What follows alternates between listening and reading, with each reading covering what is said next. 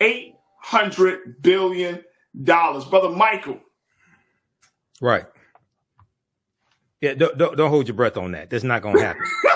That's more than 2.5 times the annual budget of California. The annual budget is $300 billion. So I appreciate the economists doing their calculations, but at the end of the day, and I'm all for repairing the damage of slavery, racism, Jim Crow segregation, redlining, housing discrimination, educational discrimination when it comes to getting bank loans and home loans and all of that. At the end of the day, it doesn't matter how much you think that you're owed. The only thing that matters is how much you can collect, or what you can collect, and what you can actually keep once it goes to court and you get sued and people try to block you from getting what you say that you're owed. Okay. So when we look at this, so 2 developments happened. Number one, there was the article from ABC Channel 7, abc7.com, which they picked up from the Associated Press, called Reparations for Black Californians Could Top $800 billion. And this was what economists came up with. And as you stated, it didn't include theft of land and different things like this, right? Secondly, the article that came out today from the Associated Press, March 30th, 2023, California reparations amount, if any, left to politicians, because the California Reparations Task Force is leaving it up to the politicians in the state assembly in California to really put a price tag on it and determine what should be paid out. All right, folks, welcome back to The Culture here on the Black Star Network. I'm your host, Faraji Muhammad. Let's talk about reparations. Another development came up over the past couple of days, and as it relates to reparations for the state of California. Of course, California has been on the forefront creating a reparations task force, which is deemed with having the conversations and really creating a model on how the state of California, one of the largest states in the country, could possibly issue reparations. Now, there have been much talk about this, and I want to bring my brother Michael Imhotep back into the conversation as we look at this situation of reparations in the state of California. But here's the big development is, brother Michael, is the cost, a budget-busting cost for the state of California. Take a look at this, folks. It could cost California more than $800 billion to compensate Black residents for generations of over-policing, disproportionate incarceration, and housing discrimination. Economists have told a state panel considering reparations. The preliminary estimate is more than 2.5 times more than California's $300 billion annual budget, and does not include a recommended $1 million per older Black resident for health disparities that have shortened their average lifespan, nor does the figure count for compensating people for property unjustly taken by the government or devaluing Black businesses.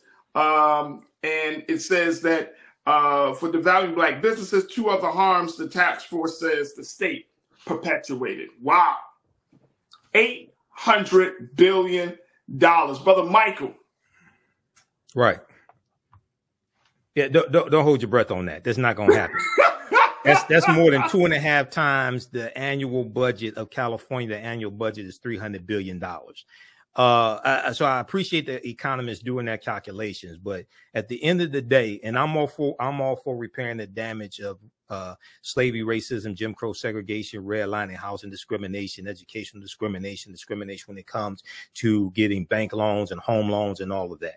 At the end of the day, it doesn't matter how much you think that you're owed. The only thing that matters is how much you can collect, or what you can collect, and what you can actually keep once it goes to court and you get sued and people try to block you from getting what you say that you're owed. Okay. So when we look at this, so 2 developments happened. Number one, there was the article from ABC Channel 7, abc7.com, which they picked up from the Associated Press, called Reparations for Black Californians Could Top $800 billion. And this was what economists came up with. And as you stated, it didn't include theft of land and different things like this, right? Secondly, the article that came out today from the Associated Press, March 30th, 2023, California reparations amount, if any, left to politicians, because the California Reparations Task Force is leaving it up to the politicians in the state assembly in California to really put a price tag on it and determine what should be paid out. They refer to Attorney Camila Moore, the leader of California's first in the nation reparations task force, on Wednesday, March 29th, said it won't take a stance on how much the state could compensate Black residents whom economists estimate may be owed more than $800 billion for decades of over-policing, disproportionate incarceration and housing discrimination. So I think it's good that they don't put a price tag on it now, the California Reparations Task Force, because whatever price tag you put on it, and the greater the price tag, the more it's going to be attacked. Because in the article from ABC Channel 7, they also talk about the argument against reparations as well. So you have to defend yourself and strengthen your argument to defend against those arguments against reparations. One of them is that, well, you know, there was somebody they quoted to say, well, my family came here. They were white, of course. They said, my family came here after slavery ended and didn't have anything to do with slavery, things like this. Now, it's important to understand. I encourage everybody who's watching this, I encourage you to read at least the executive order, the executive summary, I should say, the 28-page executive summary from the California Reparations Task Force 500-page report. Because if you read that executive summary, it gives you a greater understanding of U.S. history and what happened to us, as well as history of California. And it outlines 12 harms. It outlines 12 harms: political disenfranchisement, racial terror, housing discrimination, separate and unequal education,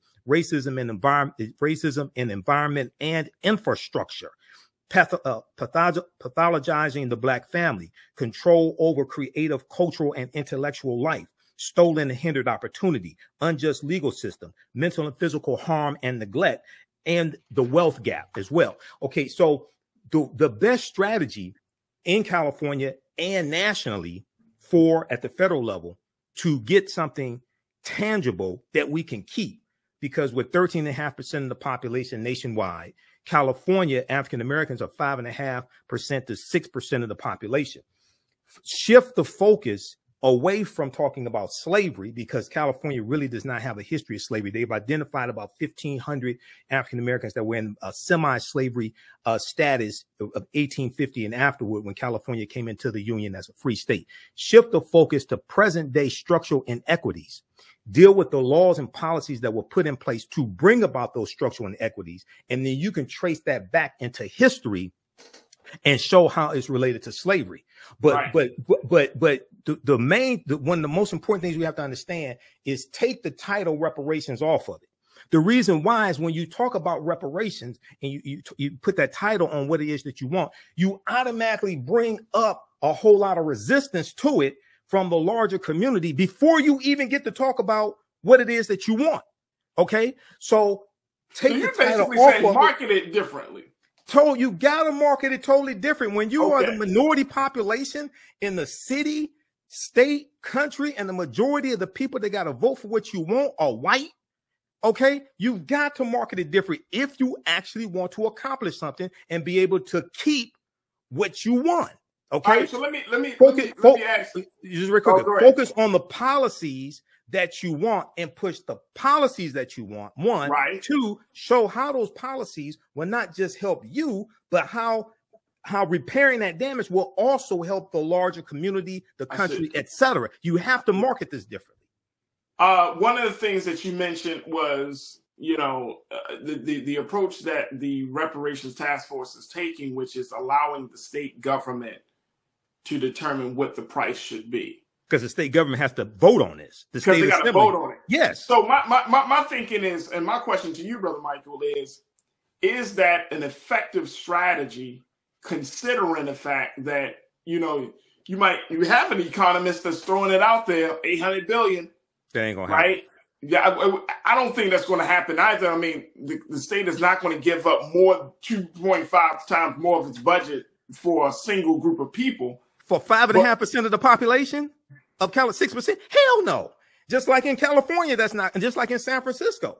Okay. But should we be determining? I guess my question would be: should the task force determine what the cost should be? Because if you put it in the hands of politicians, couldn't we shortchange? Wouldn't that put us in a position to shortchange ourselves? If they say, okay, we want to give y'all 200 million, or okay, let's say we'll give you 100 million. I would focus on the policies that you need to repair the damage. Okay. If you read the 28-page executive summary, have you read the executive summary? Not yet. Read it. If you read the 28-page executive summary, those different harms that I talked about, they go through and explain those harms, how they took place in California, and how they harmed African Americans. It was laws and policies that inflicted the harm upon us and continue to do it. It's going to be laws and policies that correct the harm. Cash payments can be part of, and once again, we have to have comprehensive reparations. Cash payments can be part of a comprehensive repairing of the damage or dealing with the structural inequities. But when you start coming out with these amounts that are greater, 2.5 times greater than your annual budget, or 7 times greater than your annual budget, like in San Francisco, that's not going to happen. And what happens is that the opposition attacks those huge numbers without getting any other details. Right. They just attack those huge numbers. Yeah, you're right. You're right. Let me go to the culture crew and get their take on this, because this is, and again, like you said, like this could, by an economist putting this type of information out there, it does more harm than good to the larger effort, right? And they probably meant well. The economists probably meant well with it. Right. But see, it's just like San Francisco, right? The $5 million per eligible African American. If 20,000 out of 50,000 African Americans qualify for that, you're talking about $100 billion. That's 7 times greater. That's 7 times the annual budget of San Francisco, which has a $14 billion annual budget, and they're facing a $728 million budget deficit over the next 2 years. That's fantasy. That's fantasy. Now, at the meeting where that was proposed in San Francisco, there were 111 policy recommendations made. They don't even get a second look because people are focused on Fantasy Island. And that's how you tank the whole reparations movement, by just putting these numbers out here. Even though people mean well, focus on the policies that you need, push the policies to repair the damage, as opposed to these huge dollar amounts that are astronomical. Even though you could say, hey, we are owed this. But at the end of the day, it doesn't matter what we think we're owed or what we can even prove. What matters is what you can actually collect and keep after you get sued. Absolutely. I'm gonna stop the conversation right there, because I think that's the salient point. It's about what you can collect. Like, you got to come to the table collect and keep. And collect and keep. And you got to come to the table with something reasonable. Otherwise, they might throw the whole thing out the window. Exactly. And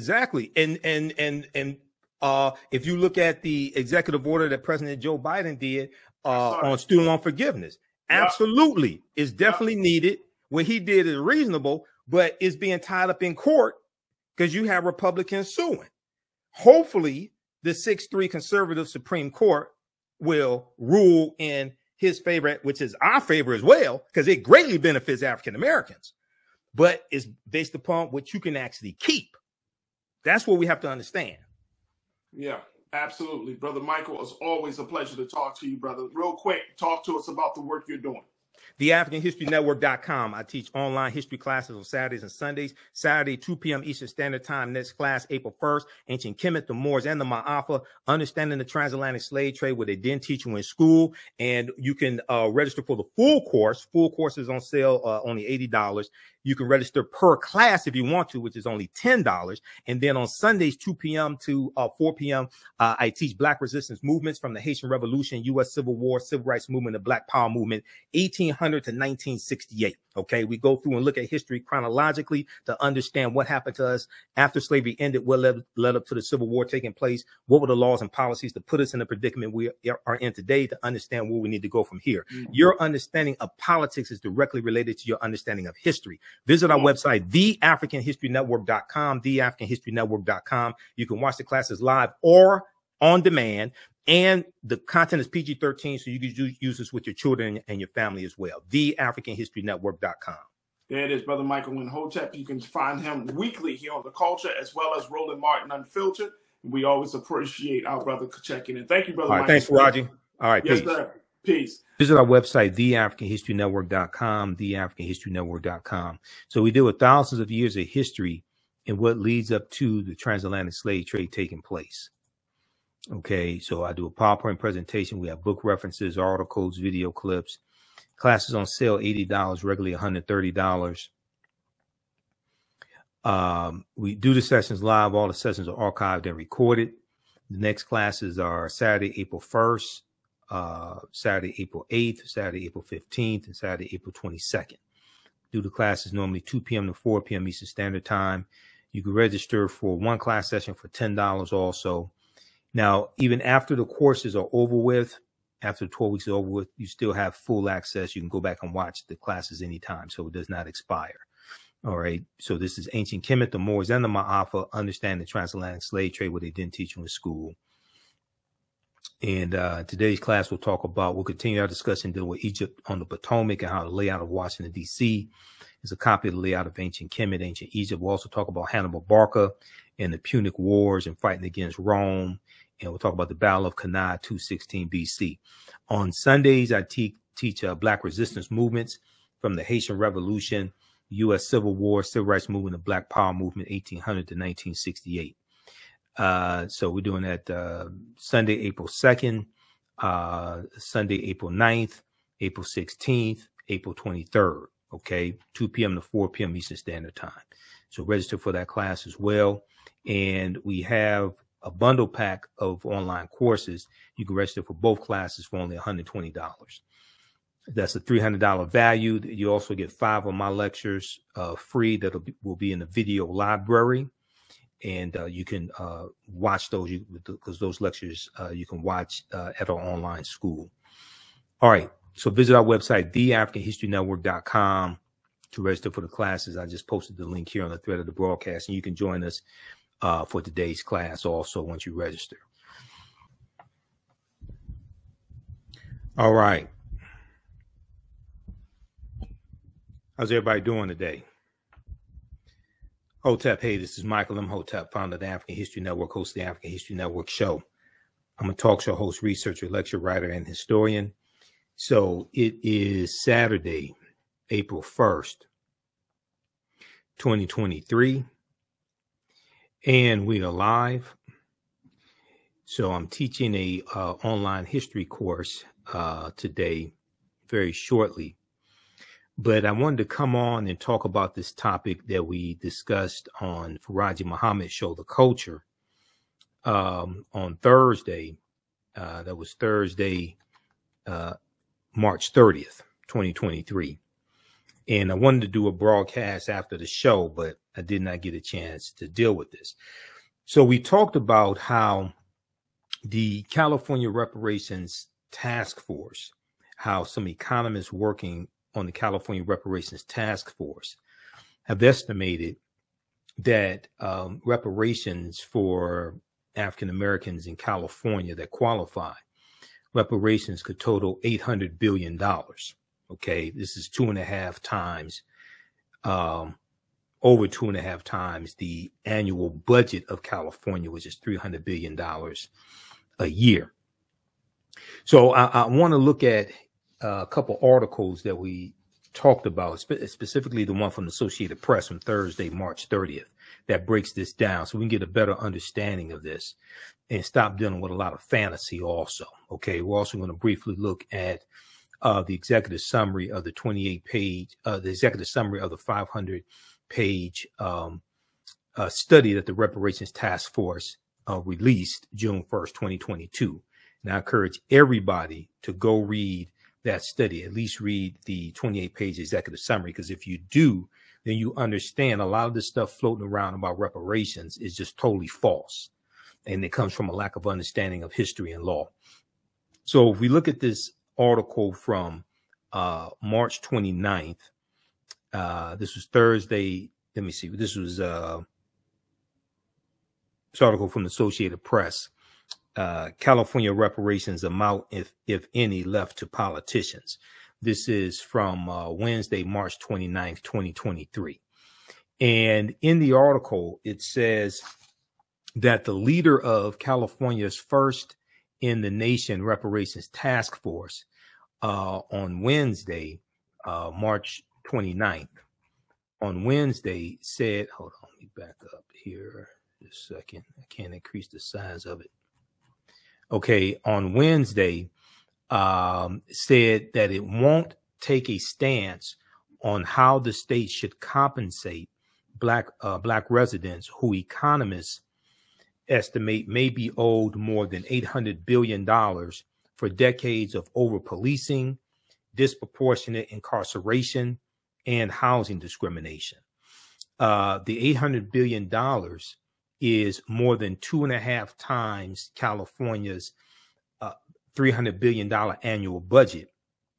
And it does not include a recommended $1 million per older Black resident for health disparities that have shortened their average lifespan, okay, that have shortened their average lifespan.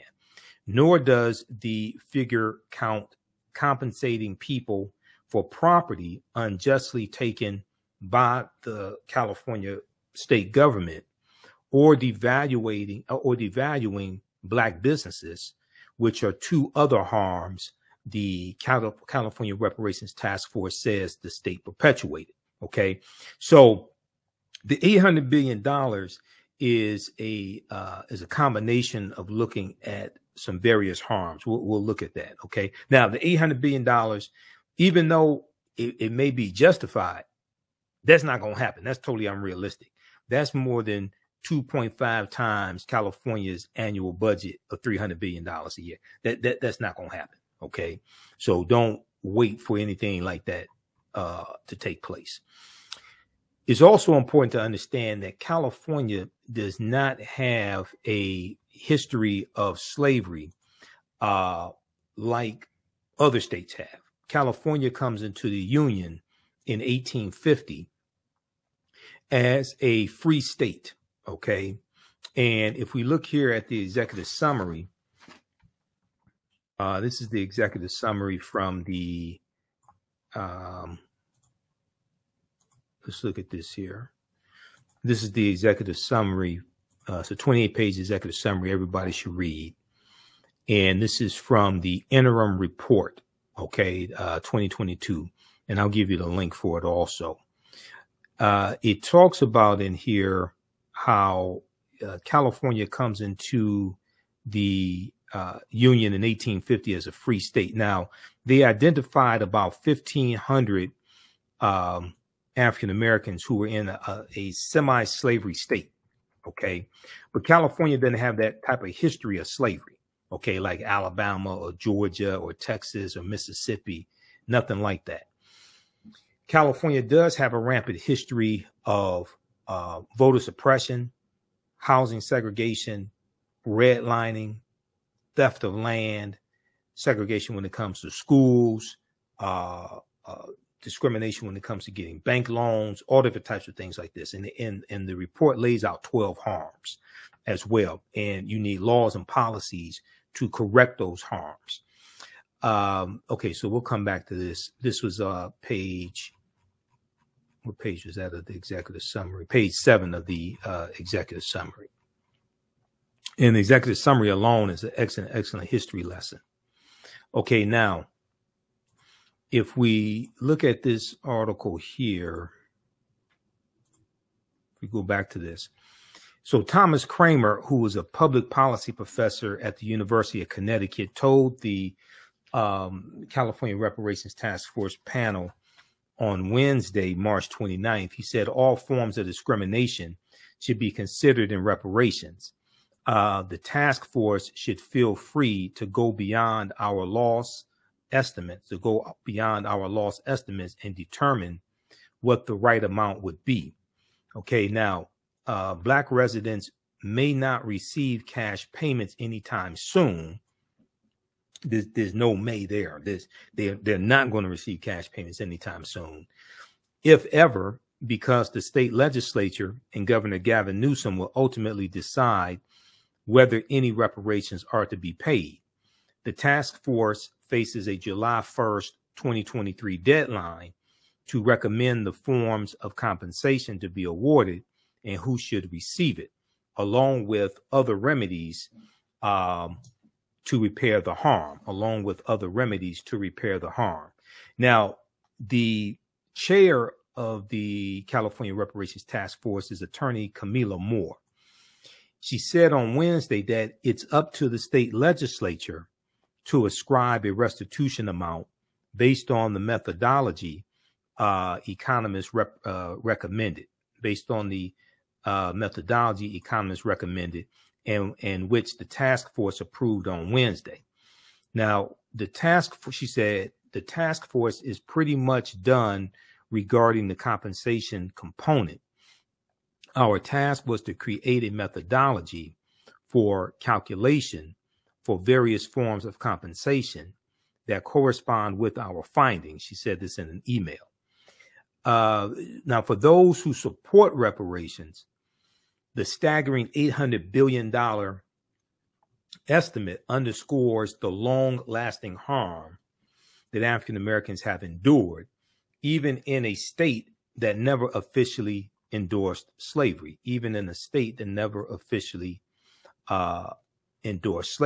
Also, right around 1849, when Peter Burnett was governor of California, and he was the first governor of California. He came from Oregon because he was the governor of Oregon also. They tried to ban all free African Americans in the state of California. Now, that didn't work, but they attempted to do that also. Now, several people who gave public comment Wednesday spoke of the urgent need to pay Black Americans for all that was taken from them. Charlton Curry of Sacramento, California, who discusses reparations on his Big C Sports podcast, said, my family came from the South because they were running for their lives. They were fearful of being lynched just for voting. He said cash payments are necessary. Money talks.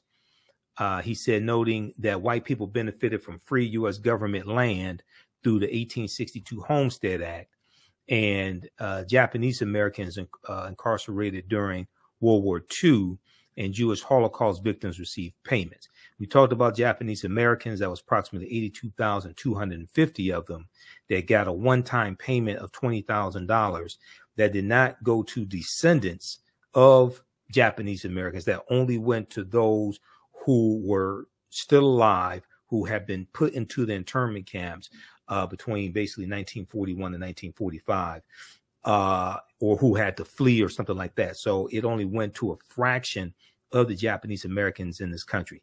Jewish Holocaust victims are receiving reparations, or what they're receiving is a pension, but that's coming from the German government. That's not coming from the U.S. government. The Homestead Act of 1862 gave away land. It was 160 acres of land, but you had to maintain that land for 5 years and you had to pay the taxes on that land, and you had to make the structural improvements on that land. After 5 years, you can keep the land. So it wasn't totally free land. If we look at the Homestead Act, and we teach about this in my Sunday class, where we deal with Black resistance movements from the Haitian Revolution, U.S. Civil War, Civil Rights Movement, and Black Power Movement, 1800 to 1968. And you can register for my online classes at our website, theafricanhistorynetwork.com, On Saturdays, I teach ancient Kemet, the Moors, and the Maafa, understanding the transatlantic slave trade, what they didn't teach you in school. So we have another session of that class that I'm teaching today as soon as I finish with this broadcast. So we'll start about 2:30 p.m. Eastern Standard Time. So we'll give you information about that also. But this is on the Homestead Act. Is very important for us to deal with facts and evidence and know what it is that we're talking about, because there's so much misinformation floating out there and people don't document what they're talking about. So this comes from history.com, the official website of the History Channel. Homestead Act. The 1862 Homestead Act accelerated settlement of U.S. Western Territory by allowing any American, including freed slaves, to put in a claim for up to 160 free acres of federal land. Okay. Now, the most former slaves are going to be shut out of this, even though you're going to have a few that get it, but most of us were shut out of this. Now, the Homestead Act signed by President Abraham Lincoln granted Americans 160-acre plots of public land for the price of a small filing fee. For the price of a small filing fee, the Civil War era act, considered one of the United States' most important pieces of legislation, led to westward expansion and allowed citizens of all walks of life, including the formerly enslaved, women, and immigrants, to become landowners. Okay, that's in theory. What was the Homestead Act? In a July 4th, 1861 speech, President Abraham Lincoln told the nation the purpose of America's government was to evaluate the condition of men, to lift artificial burdens from all shoulders, and to give everyone an unfettered start and a fair chance in the race of life, end quote. Now, he followed through with the passage of the Homestead Act, which remained active for 124 years until it was repealed in 1976 and resulted in 10% of U.S. land, or 270 million acres, to be claimed and settled. So they gave away land for over 100 years with the Homestead Act. The incentive to move, okay, let me scroll down. I'll go past this. But to achieve this, thousands of Native Americans were forced from their lands and onto Indian reservations to make way for homesteaders. Okay, now, requirements for the Homestead Act. To make a claim, homesteaders paid a filing fee of $18, a $10 fee to make a temporary claim on the land, $2 for commission to the land agent, and an additional $6 final payment to receive an official patent on the land. Land titles could also be purchased from the government for $1.25 per acre following 6 months of proven residency. Additional requirements included 5 years of continuous residence on the land, building a home on the land, farming the land, and making improvements. So these were requirements to be able to take advantage of the Homestead Act and keep the land. It wasn't just free land given. People say that when you go read the details, you see that wasn't just free land given. Now, homesteaders who had to be the head of a household or 21 years of age had to certify that they had never borne arms against the United States. So that means they were not part of the Confederacy that took up arms against the Union. Also needed 2 neighbors or friends to attest to the government that they had fulfilled the requirements. Union soldiers could shave off time served in the U.S. Civil War from the 5-year residency requirement. Okay.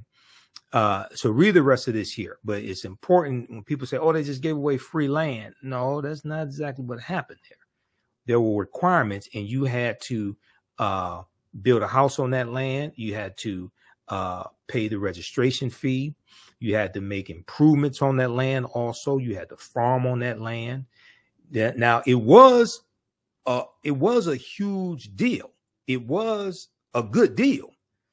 And we largely got discriminated from being able to take advantage of that land after we were the ones who grew the crops, tilled the land, things like this for 246 years. But I want to make it clear that wasn't just free land given away as oftentimes it is described.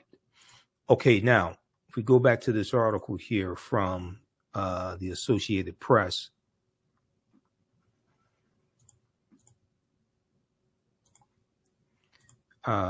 let's see here.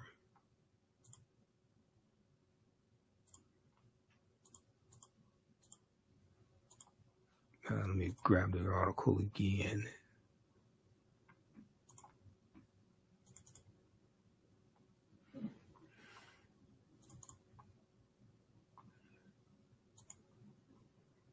Okay, here we go.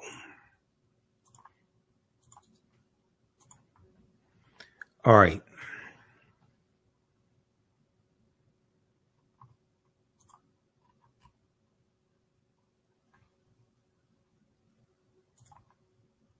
Okay, let's continue here. How's everybody doing?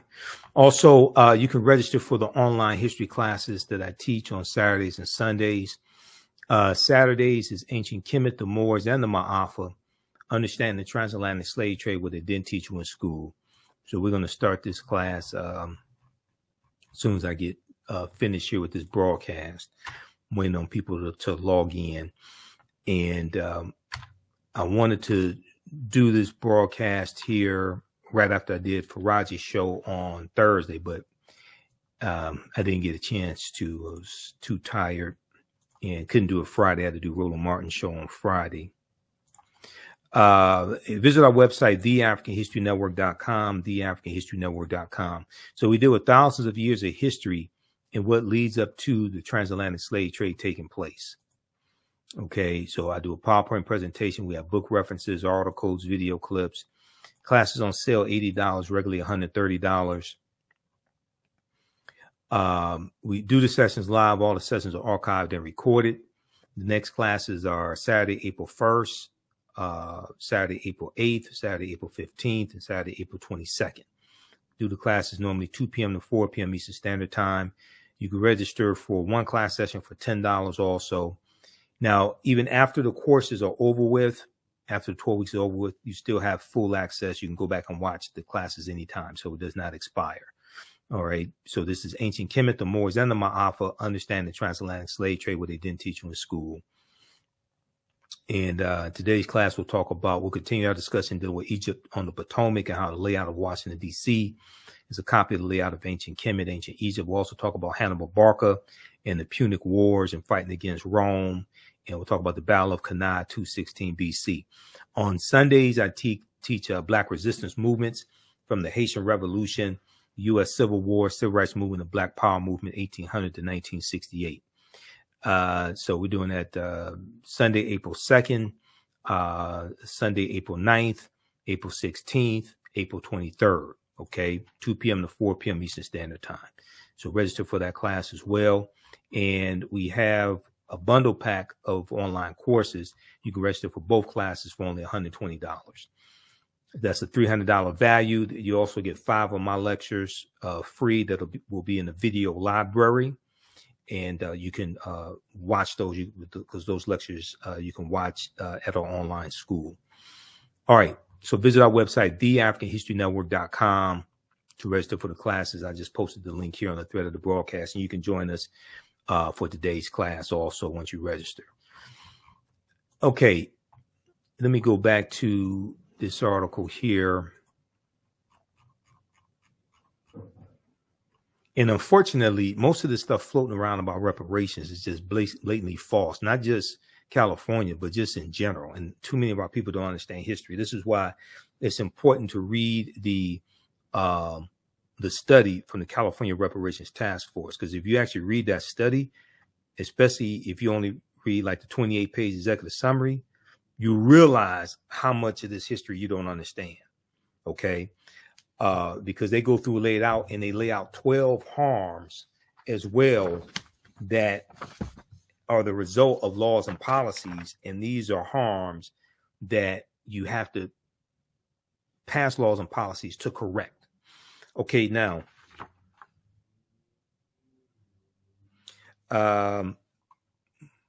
critics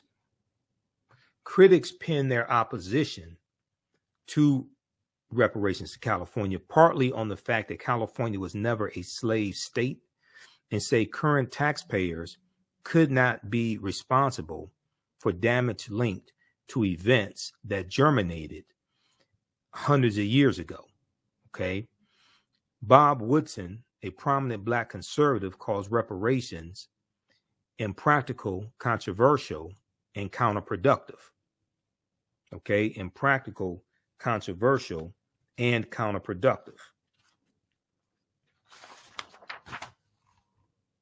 He said no amount of money could ever make right the evil of slavery, and it is insulting to suggest that it could. He said this in an email to the Associated Press, adding that Black communities relied on faith and family to build thriving communities following slavery. Some of these communities only began coming apart after we lost sight of these values, which also hold the key to these communities' restoration. Okay, he doesn't talk about the fact that 41,000 miles of U.S. interstate highways ran through the African American community, wiping out thousands of businesses, thousands of homes. See, this is the type of misinformation a lot of these Black conservatives put out, and then they want to talk about faith and family.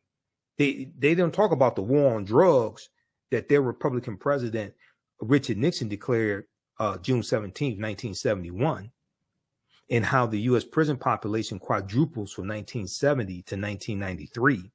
It goes from about 300,000 in 1970 to 1.3 million in 1993. This is before the 94 crime bill that everybody loves to talk about, but really don't even understand. That wasn't signed on September 13, 1994. The U.S. prison population quadrupled before that was even signed. That goes back to Richard Nixon, who declared his war on drugs June 17, 1974. But if you read this article here dealing with bulldozed and bisected, this is an analysis from NBC News, and it goes through and shows the harm that the expressway system did in the African American community. Okay, this article here. So these are things that a lot of these Black conservatives don't talk about. Bulldozed and bisected. So what is this here? Bulldozed and bisected. Highway construction built a legacy of inequality.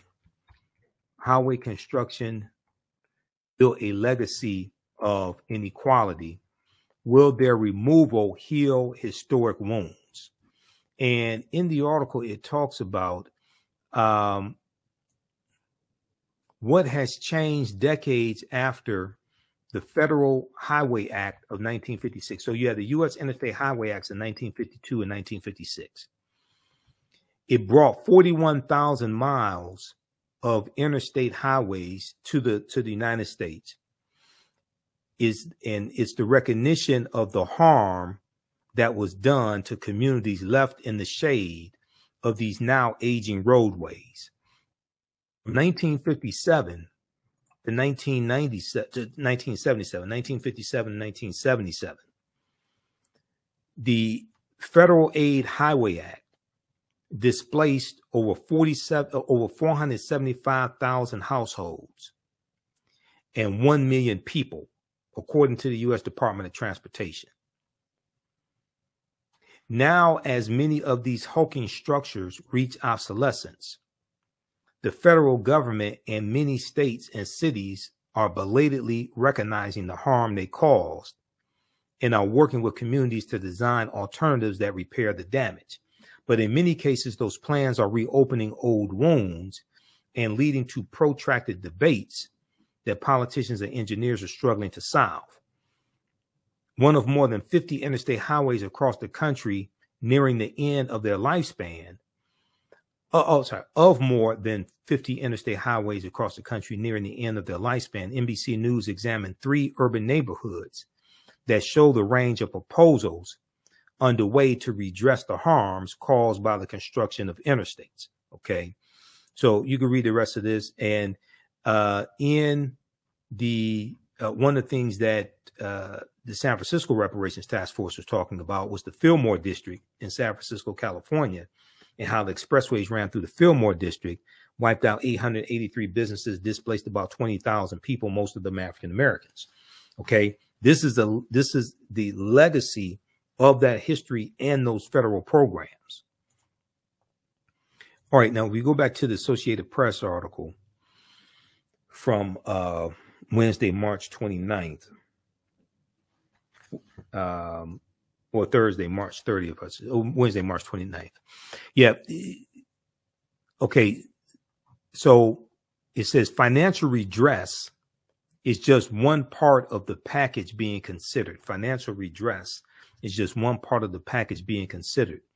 Other proposals include paying incarcerated inmates market value for their labor, establishing free wellness centers, and planting more trees in Black communities, banning cash bail, and adopting a K through 12 Black studies curriculum. All right. So as I've said before, is not going to just be one policy implemented. Is going to be a multitude of policies implemented. We have to have comprehensive reparations. It's not just going to be one thing. We have to have comprehensive reparations.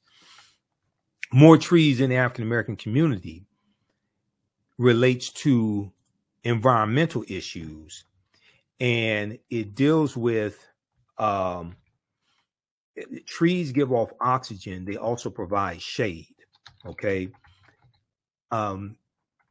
This deals with how suburban communities are more likely to have more trees. They have cleaner air, generally speaking. When you have more shade, it lowers the temperatures, like even on hot days, it lowers the temperatures in the neighborhood, which reduces your energy costs overall, generally speaking. So you don't have to use as much energy to keep your homes cool, etc.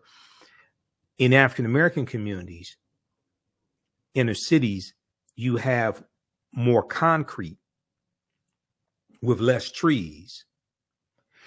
And the concrete like absorbs heat, and it causes an increase in the temperatures in those areas. So there is a, let me pull this up here.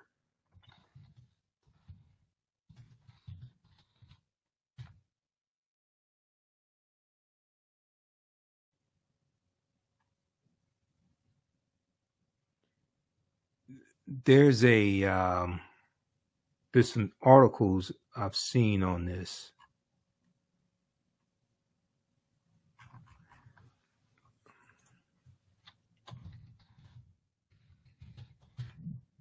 A second here. Let me take a look at this.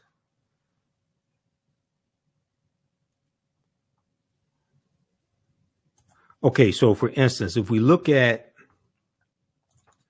this article from NPR, National Public Radio, from January 14th, 2020.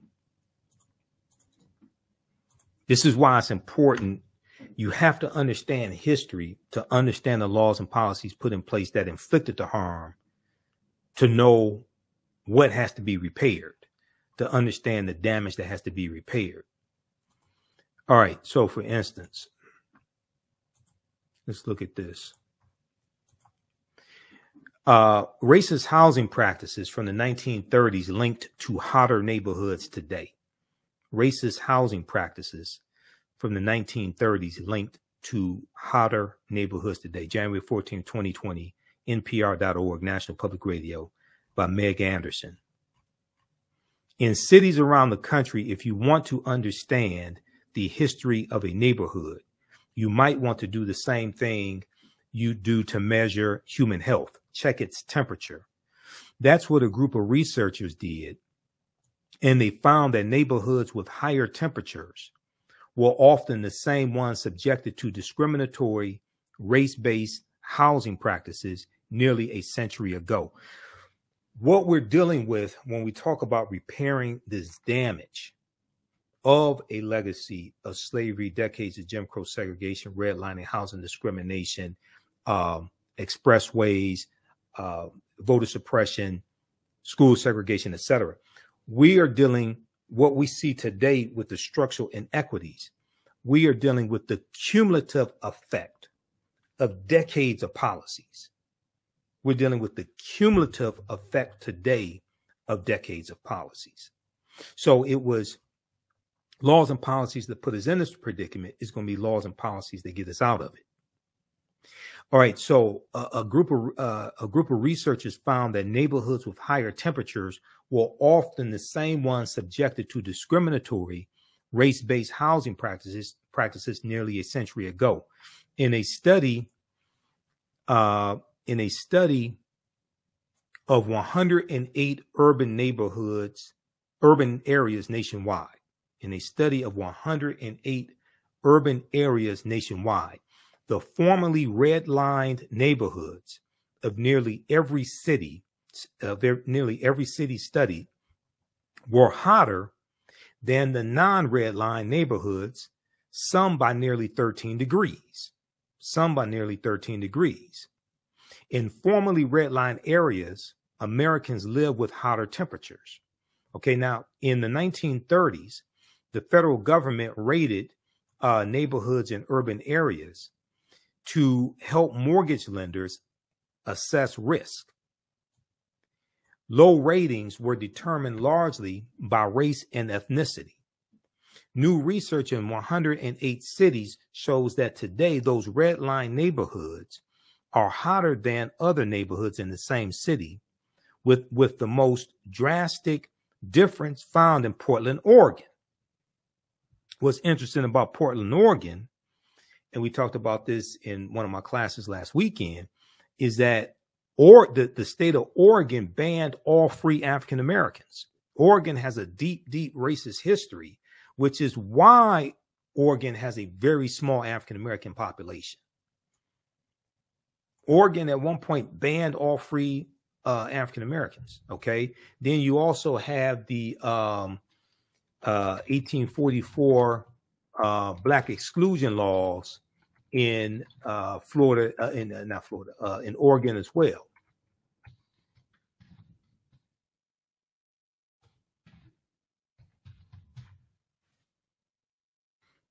Just let me pull this up.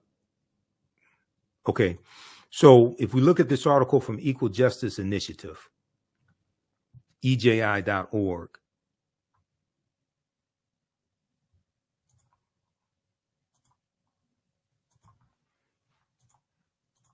June 26, 1844, Oregon Territory bans free Black people.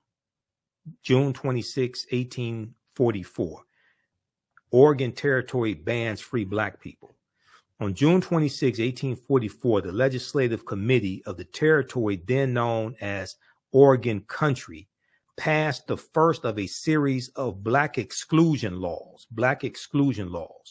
The law dictated that free African Americans were prohibited from moving into Oregon Country.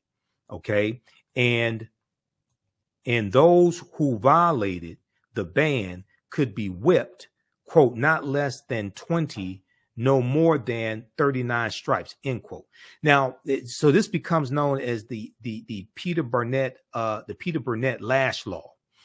It's not really enforced. Okay, and then it's going to be repealed. All right. Now,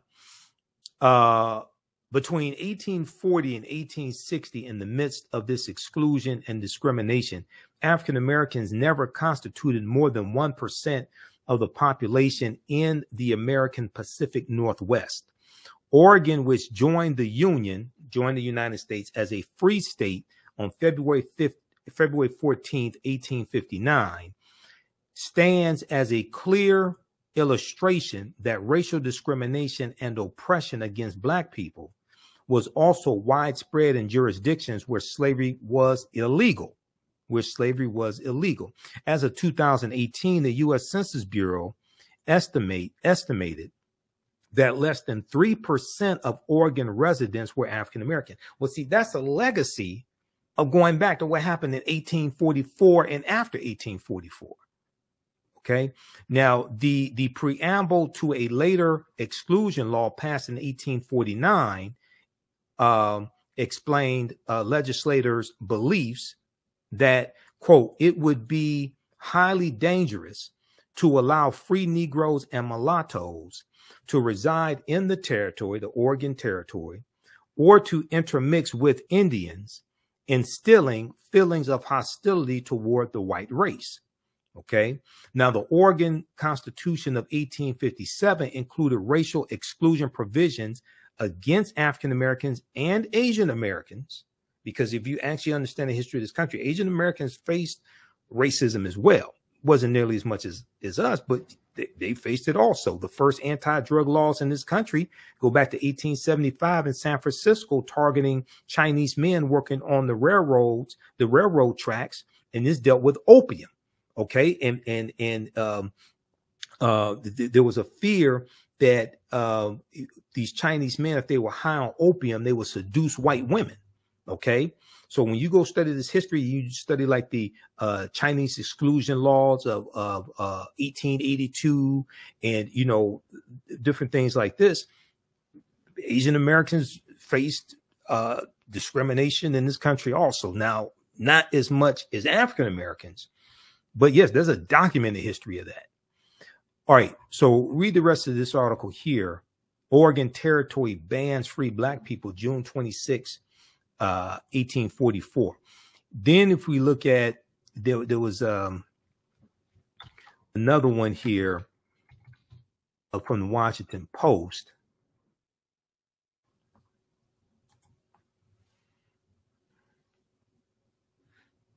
There was one, let's see. This one here from the Washington Post. It's called "When Portland Banned Blacks, Oregon's Shameful History as an All-White State." This is why it's important to understand history, because laws and policies and history are intersected and interrelated. Politics is the legal distribution of scarce wealth, power, and resources, and the writing of laws, statutes, ordinances, amendments, and treaties, their adoption, interpretation, and enforcement. Okay. So your understanding of politics is directly related to your understanding of history. Laws and policies shape conditions and shape historical events and movements to come about to address the conditions that were created by policies.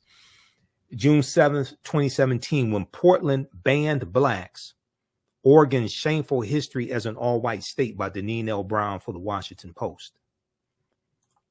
In Oregon, like I said, this is why Oregon has a historically a very low percentage of African Americans living in the state of Oregon, less than 3%. There's a good reason for that.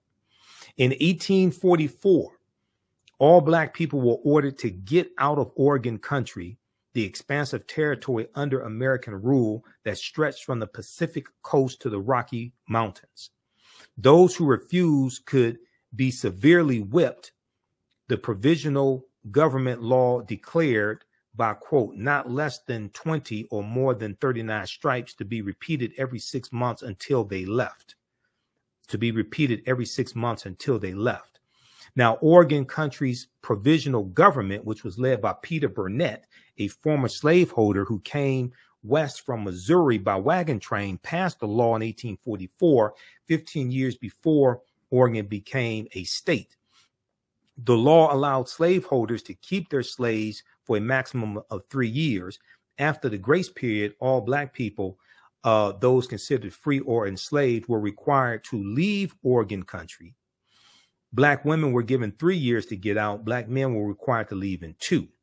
Now, once again, Peter Burnett, he's going to go on to become the first governor of California, okay, in about 1849. And he's governor when California comes into the Union as a free state in 1850. This is why you got to understand history. If you're going to talk about, jump out here, talk about reparations, you need to understand the history of these laws and policies that were put in place that created the harm that you're asking for the repairing of the damage of. Now, the law became known as the Peter Burnett Lash Law, L-A-S-H. Peter Burnett, who also opposed Chinese migration to Oregon country, would later become the first American governor of California. Now, the Lash Law, Peter Burnett Lash Law, was quickly amended and then repealed. No black people were ever lashed under the law. Read the rest of this article here. But this gives you some insight into the results of laws and policies and how they have a lasting impact when it comes to racism and discrimination and current day structural inequities. This is why we have to deal with repairing the damage of the cumulative effect of these policies. Just talking about slavery, that means you don't even understand what happened. Okay, now, if we go back to this piece here from the Associated Press.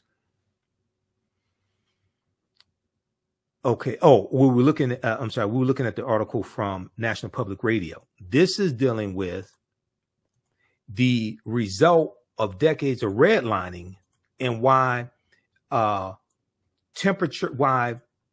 in urban areas, because of racist housing practices from the 1930s, why it's linked to hotter neighborhoods today, higher temperatures in our neighborhoods today, and less trees also. Okay.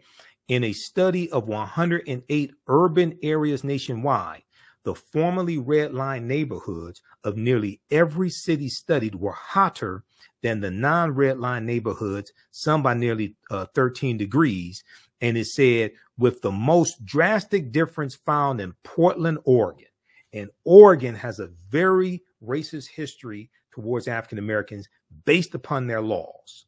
Okay, when they and like going back to 1844, when they banned all free African Americans in Portland, Oregon. Now, redlining refers to the federal government's practice in the 1930s of rating neighborhoods to help mortgage lenders determine which areas of a city were considered risky. The Federal Homeowners Loan Corporation, which was created right around 1933, the Homeowners Loan Corporation, the HOLC, made maps and shaded neighborhoods red. They made maps and shaded neighborhoods red that it deemed hazardous. That risk level was largely based on the number of African Americans and immigrants living in those neighborhoods. The practice, along with the other segregationist housing policies of the time, had lasting effects from concentrating poverty to stifling home ownership rates. And we know home ownership is directly tied to generational wealth and being able to pass on assets to your children and future generations, to your family members. Now, you can still feel those effects, literally. Nearly 90 years after those maps were created, red line neighborhoods are hotter than the highest rated neighborhoods by an average of almost 5 degrees. Nearly 90 years after those redlining maps were created, red line neighborhoods are hotter than the highest rated neighborhoods by an average of almost 5 degrees, according to the research from Portland State University, the Science Museum of Virginia, and Virginia Commonwealth University. Okay. Now, Vivek Chandas, a professor of urban studies and planning at Portland State University, who co-authored the study, said it's like stepping into a parking lot from a park. You would feel that relatively quickly. It was very surprising when we saw that it was a pattern that we were seeing consistently across the country. It was very surprising when we saw that it was a pattern that we were seeing consistently across the country, end quote. Now, the link between higher heat and red line neighborhoods many of which are still struggling economically from decades of disinvestment, echoes the findings of a joint investigation last September by National Public Radio and the University of Maryland's Howard Center for Investigative Journalism in an analysis of heat and income in 97 of the most populous U.S. cities. In an analysis of heat and income in 97 of the most populous U.S. cities, we found low-income areas in the vast majority of those cities were more likely to be hotter than their wealthier counterparts. Those poor areas were also disproportionately communities of color. The extra heat can be dangerous and sometimes deadly health consequences. The extra heat can have dangerous and sometimes deadly health consequences. Extreme heat kills more Americans every year than any other weather-related disaster, and heat waves are growing in intensity and frequency as climate change progresses. Now, so this deals with the relationship between the harms of climate change, which is then related to policies that dealt with environmental regulations. Okay, this deals with the harm of environmental racism and how this negatively impacts the African American community. And heat waves are growing in intensity and frequency as climate change progresses.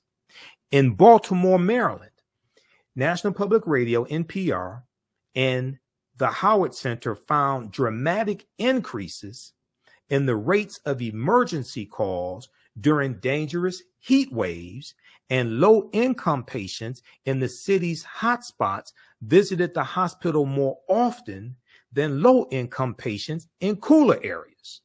Okay, read the rest of this here. See, this is understanding the impact of laws and policies. Then you have this article here, right? Because this is the type of research I do. Okay, all different areas. I monitor about 35 different news sources on a daily basis. We look at this article here. Trees are key to fighting urban heat, but cities keep losing them. Okay. Now, this article from NPR, A Forgotten History of How the U.S. Government Segregated America, we've dealt with that article here on the African History Network show numerous times. But this article here, September 4th, 2019. So when people read about some of the recommendations from the California Reparations Task Force, and they talk about what the trees had to do with black people, all this all type of simple Simon bullshit coming from people that don't read a damn thing. You got to do some research before you jump out here and start talking about something you ain't never studied before. Okay? There's a direct correlation between that. And that deals with decades of racist, harmful policies towards us. So the structural inequities that we deal with today are the accumulation of all those policies inflicting harm upon us. All right. Now, these trees are key to fighting urban heat, but cities keep losing them, keep losing trees. September 4th, 2019, National Public Radio. Let me ask you, everybody watch right now. Who is sharing this type of information with you besides me? I'm just curious. Name them. Where are they? Who's sharing this type of information with you besides me? This is why it's important to support the African History Network and the African History Network show and register for our online classes. Support us through PayPal, Cash App. This helps finance the research. All this don't happen without resources. Okay. You can, if you like this type of information, if you're learning anything here today, you can support us, $ the AHN show through Cash App, $ the AHN show through Cash App, also through PayPal, paypal.me/the AHN show. Also register for the online history classes that I teach on Saturdays and Sundays. I'm teaching the class today. We're going to start as soon as I finish this broadcast. We're going to wrap up here in a couple minutes. But I had to, I wanted to follow up on my appearance on Faraji Muhammad's show on Thursday, March 29th, because we only dealt with, we had a short show, a short segment. Okay. And wasn't able to get deep into the information like I wanted to. So on Saturdays, I teach ancient Kemet, the Moors, and the Maafa, understand the transatlantic slave trade, what they didn't teach you in schools. And this class is Saturday, April 1st, April 8th, April 15th, and April 22nd, 2023. Okay, we'll have classes after that also, but these are just some of the next few classes taking place. Normally we do the classes 2 p.m. to 4 p.m. Eastern Standard Time. Today we're starting late, so we're going to finish. We're going to start as soon as I finish this broadcast here. But I want to make sure we got to this broadcast also. Okay, and then on Sundays I teach Black resistance movements from the Haitian Revolution, U.S. Civil War, Civil Rights Movement, and Black Power Movement. We go through history chronologically from 1800 to 1968. Understand what leads up to the transatlantic, what leads up to the Civil War taking place. We study the Reconstruction era, Jim Crow era. What were the laws and policies put in place after slavery ended that put us in the predicament we're in today that created these structural inequities that we're trying to repair the damage of? Okay, so this is at our website, theafricanhistorynetwork.com. The class is on sale, $80, regularly $120. Also, you can register. Let's see, for today's class, if you just want to register for the one class session, it's $10. So click right here to register for the one class session. But you'll want to register for the entire course. Okay, and this information is PG-13 also, so you can use this with your children as well. I don't do a lot of cursing. It's not overly graphic or anything like that. Okay, let me get back to this because I need to finish this up here. Okay, give us a thumbs up, give us a heart, give us a like, and you can also support us financially through PayPal and Cash App. We're celebrating the 13th year anniversary of me broadcasting the African History Network show as well. So I first broadcasted March 10th, 2013. I'm sorry, March 10th, 2010. March 10th, 2010. So we're celebrating the 13th year anniversary of me broadcasting the African History Network show as well. If we go back to this piece quickly here from National Public Radio. Okay, this deals with trees are key to fighting urban heat, but cities keep losing them. And let's see, let's skip down the tree cover. Trees can play a huge role in the health of people living in cities, but across the country, cities are losing millions of trees year after year. In many poor urban neighborhoods, often home to a city's most vulnerable, are starting at a disadvantage. Jad Daly, president and CEO of the nonprofit organization American Forests, said, if we show you a map of tree canopy in virtually any city in America, we're also showing you a map of income. And in many cases, we're showing you a map of race and ethnicity, end quote. Now, the lack of tree cover can make a neighborhood hotter, and a joint investigation by NPR and the University of Maryland's Howard Center for Investigative Journalism found just that. Low-income areas in dozens of major U.S. cities are more likely to be hotter than wealthier counterparts, and those areas are disproportionately communities of color. Okay. Daly went on to say, if you live in an area in cities that is seeing more extreme heat days, but you don't have tree cover to cool down your neighborhood, that can literally be a life or death issue. That can literally be a life or death issue. Quote, the folks who are least likely to have air conditioning to weather heat days, to make it through heat waves, to weather heat waves. The folks who are most likely to have pre-existing health conditions that put them at a greater risk from those heat waves are not getting the benefits of trees, end quote. Now, a study by the Georgia Institute of Technology found Louisville to be getting hotter faster than any of the other 50 largest U.S. metropolitan areas compared with the rural areas around them. One reason cities tend to be hotter is because of fewer trees. Louisville is losing 54,000 trees each year from development, natural disaster, disease, invasive species, and lack of tree care. Okay, Louisville, Kentucky is losing 54,000 trees each year from development, natural disaster, disease, invasive species, and lack of tree care. And Louisville is not alone. From 2009 to 2014, 44 states lost tree cover in urban areas. That's around 28.5 million trees lost every year, according to the U.S. Forest Service. Okay, read the rest of this article here. Okay, so this deals with environmental racism and environmental changes also. All right, let's continue. So if you go back to this one here. Okay, financial redress this is back to the Associated Press article. California reparations amount, if any, left to politicians. Okay.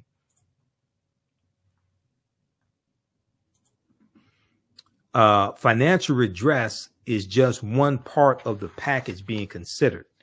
Other proposals include paying incarcerated inmates market value for their labor, establishing free wellness centers, and planting more trees in Black communities, banning cash bail, and adopting a K-12 Black studies curriculum, which is extremely important because most of our people don't understand history. Most Americans don't understand history, but especially most African Americans, unfortunately, don't understand history. Now, reparations talks are stalled at the federal level, but the idea flourished in California as well, as U.S. cities and counties following the death of George Floyd at the hands of Minneapolis police. Governor Gavin Newsom signed the legislation in 2020, creating the Reparations Task Force. Okay, now,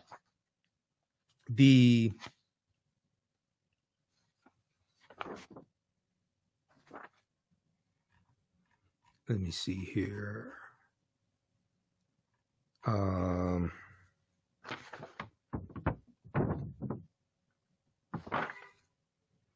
Where is this? Ooh, did they cut out something in this article? Hold on. Look at that. Oh, let's go scroll down past it. Okay. The $800 billion estimate in California includes a $246 billion to compensate eligible Black Californians whose neighborhoods were subjected to aggressive policing and prosecution in the war on drugs from 1970 to the year 2020, from 1970 to 2020. That would translate to nearly $125,000 each for every person who qualifies, the consultants wrote. Okay. The $800 billion estimate in California includes $246 billion to compensate eligible Black Californians whose neighborhoods were subjected to aggressive policing and prosecution in the war on drugs from 1970 to 2020. Now, the numbers are an approximation based on modeling and population estimates. Now, the economists also included $569 billion to make up for the discriminatory practice of redlining in housing loans. That would amount to about $223,000 per eligible resident from 1933 to 1977. The $569 billion is considered a maximum, and it assumes that all 2.5 million Californians who identify as Black would be eligible. But it's not going to apply to all 2.5 million because the California Reparations Task Force last year voted and decided that reparations would be distributed based upon lineage, not race. So you would have to prove that you were a descendant of an enslaved person who was in the U.S. Who's in the U.S. prior to 1900, or of a free African American person who was in the U.S. prior to 1900. Okay, which would exclude immigrants coming here prior to 1900. Okay, but it goes on to say, but that won't, but they won't all be, they won't all qualify. People must meet residency and other requirements for monetary compensation. They also must be descendants of enslaved and free Black people in the U.S. as of the 19th century, which leaves out Black immigrants. The task force on Wednesday, March 29th, also endorsed methodologies for devaluation of Black businesses and unjust property takings. Those methodologies have no numbers due to a lack of data. All right, so read the rest of this. The specific compensation amounts. Okay, so they have to deliver their last report by July 1st, 2023, which lays out the recommendations. That's going to come from the California Reparations Task Force. Now, the reason why they had to do it based upon lineage is because in California, race-based policies are illegal at the state level. There's a state law in California that bans race-based policies, just like at the federal level, race-based policies are illegal. And that's based upon Title VI of the 1964 Civil Rights Act, non-discrimination and federally assisted programs. Okay, so they had to, they're doing this they're doing it based upon lineage, so that whatever law they pass, whatever restitution they give, it won't be overturned in court when this gets challenged in court, because it will be challenged in court.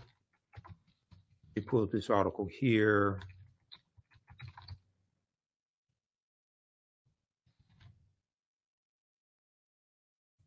See, California Reparations Task Force calls for comprehensive reparations. This is June 1st, 2022. And there was also another one.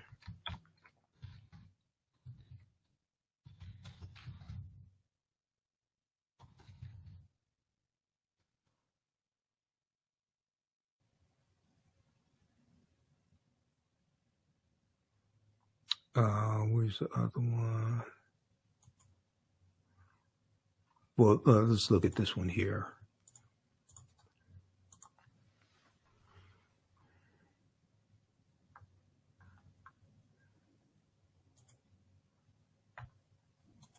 You can look at this article here. California calls for comprehensive reparations for Black Americans. The interim report of the California Reparations Task Force comes as task members remain split on what reparations should look like. This is from June 1st, 2022. And in a 500-page report released Wednesday, a legislatively mandated task force argues that the present-day wealth gap between Black and white Americans in California and the rest of the country is the direct result of slavery, Jim Crow laws, redlining, and other government policies that locked Black Americans into failing schools and over-policed communities.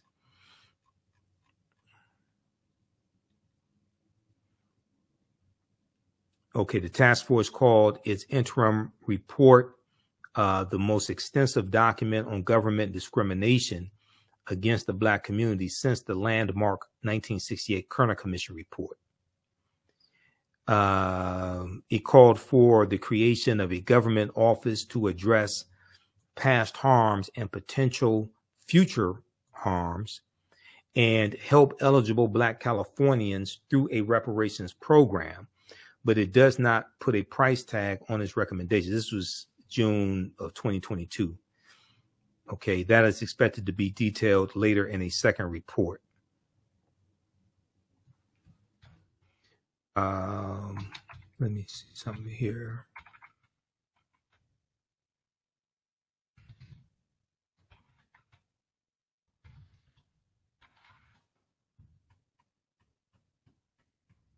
Okay, read the rest of this because I'm running out of time. Yeah, the report also cites the extensive history of sundown towns in California communities that prohibited Black Americans from living within their boundaries. Well, you can, not long could you not live in a sundown town? You can be there after dark. Okay, you may work there in the daytime, but when it starts getting dark, it's time for you to go. Otherwise, you could be stopped, arrested, beaten, or killed. The report says many suburban communities outside of Los Angeles and San Francisco and most Orange County cities were once, quote unquote, sundown towns. It also documents the history of urban renewal and highway projects that dismantled once thriving Black neighborhoods like San Francisco's Fillmore district, effectively destroying generations of wealth accumulation. So that Black conservative that's against reparations, he doesn't talk about the harm that the expressway system did all across the country to the African American community. They usually won't talk about things like that. All right. Now, if we just look here at the California reparations, if we look at the executive summary here, it's a 28-page executive summary.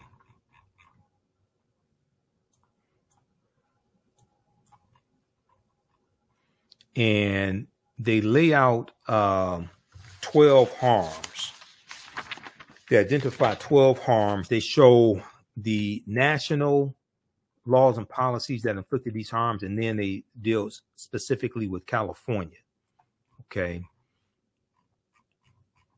And let's look at this here.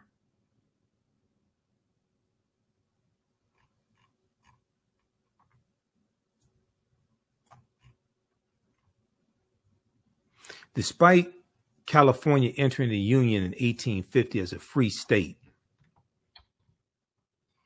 its early state government supported slavery. Pro-slavery white Southerners held a great deal of power in the in the state legislature, the court system, and among California's representatives in U.S. Congress. In 1852, California passed and enforced a fugitive slave law that was harsher than the federal fugitive slave law of 1850. And this made California a more pro-slavery state than most other free states. California also outlawed non-white people from testifying in any court case involving white people.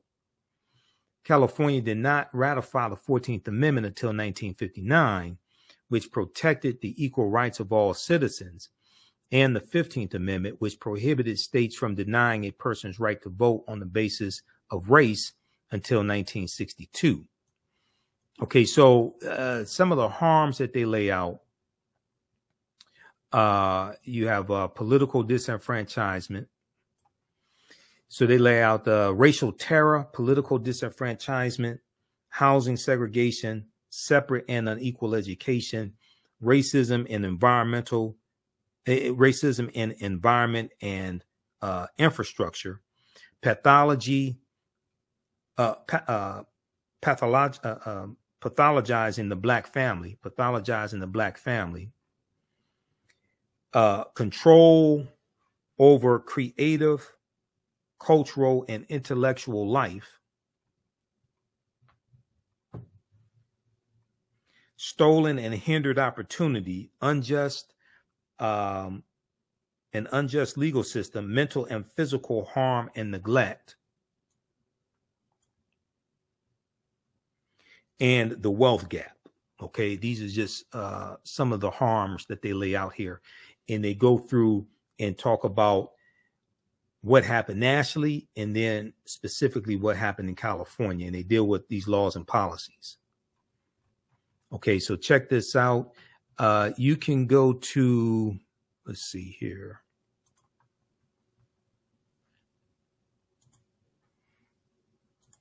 If you go to, this is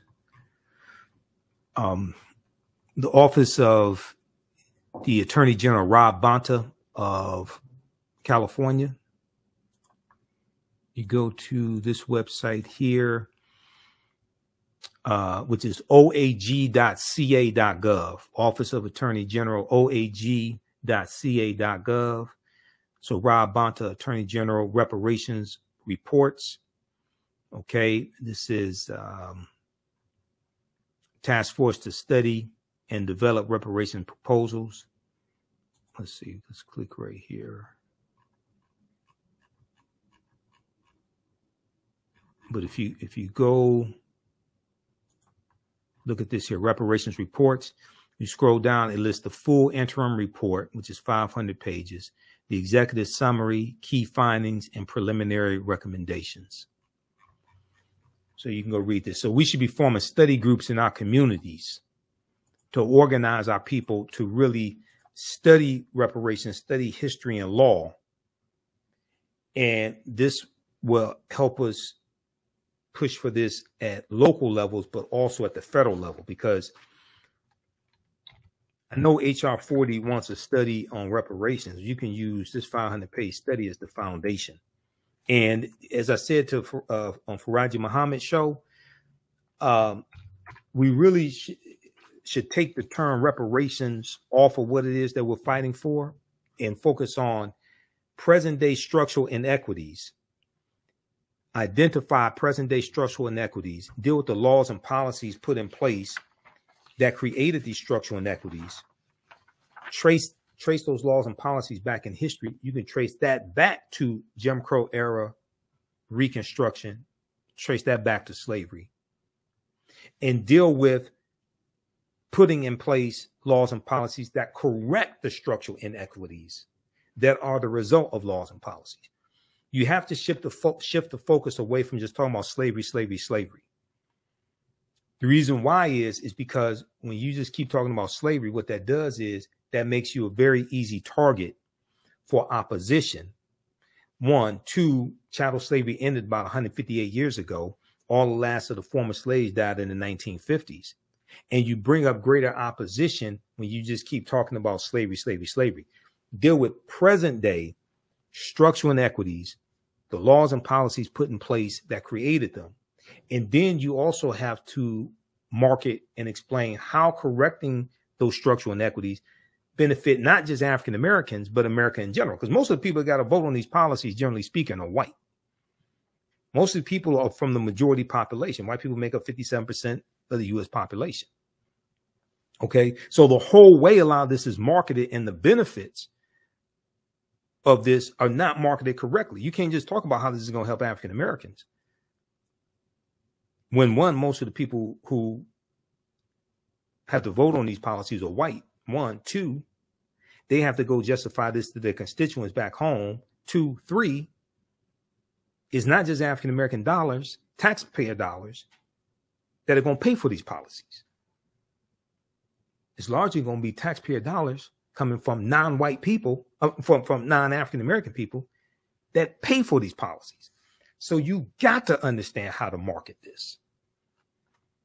Lastly, if we look at this article here that I reference a lot, because this is a good example of what I'm talking about.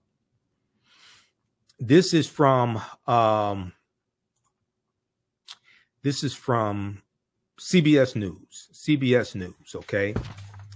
And stand by, let's see.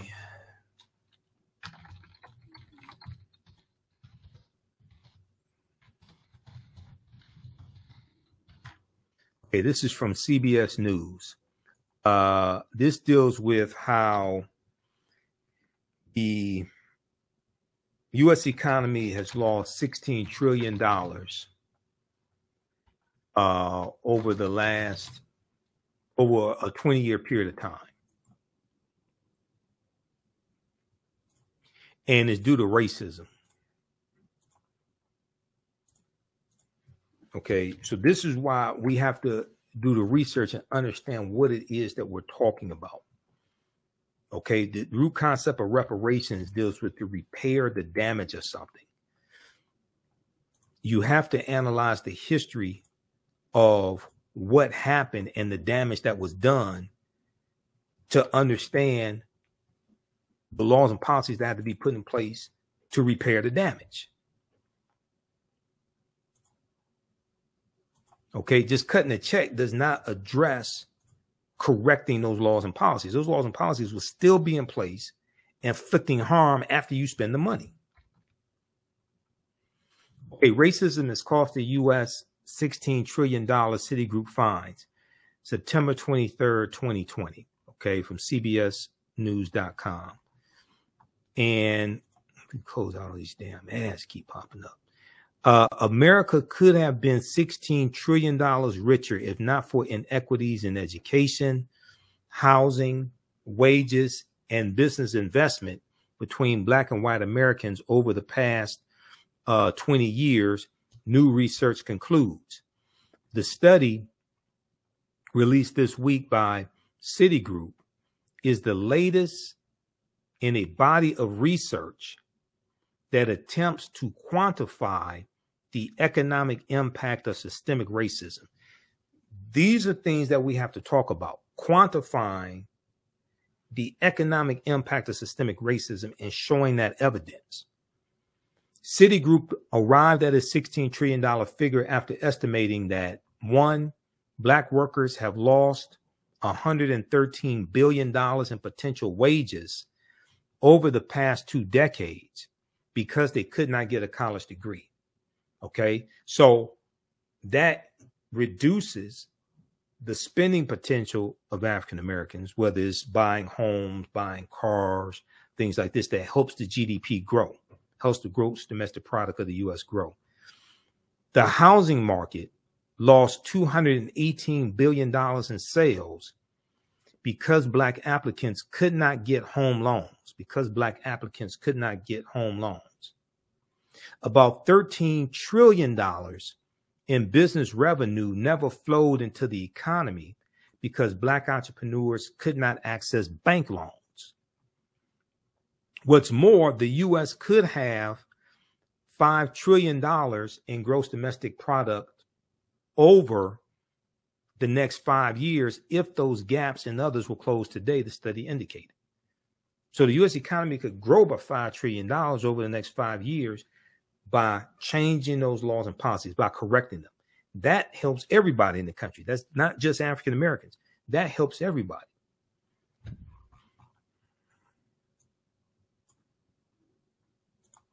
All right, so check out this article. Racism has cost the U.S. 16 trillion, Citigroup finds. All right. Okay, if you'd like to stop your information, you can support the African History Network, $the AHN Show through Cash App, $the AHN Show through Cash App, also through PayPal, paypal.me/the AHN Show. And you can register for the online classes that I teach, because we're teaching them Saturday, April 1st. I'm here to teach it now. I'm about to jump out of here and I teach this online class.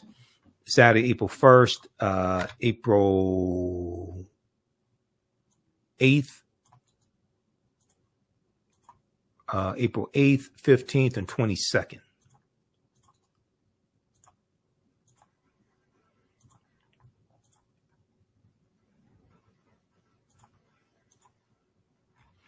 Okay, so visit our website, theafricanhistorynetwork.com. We have the information there, theafricanhistorynetwork.com. Ancient Kemet, the Moors, and the Maafa understand the transatlantic slave trade, what they didn't teach you in school. We do thousands of years of history and what leads up to the transatlantic slave trade taking place also. And then Sundays, I teach from the Civil War to the Civil Rights Movement, Black resistance movements, from the Civil War, Civil Rights Movement, Black Power Movement, Haitian Revolution, 1800 to 1968. All right, look, we have to get out of here. Remember, the African History Network, we focus on educating, empowering, and inspiring people of African descent throughout the diaspora.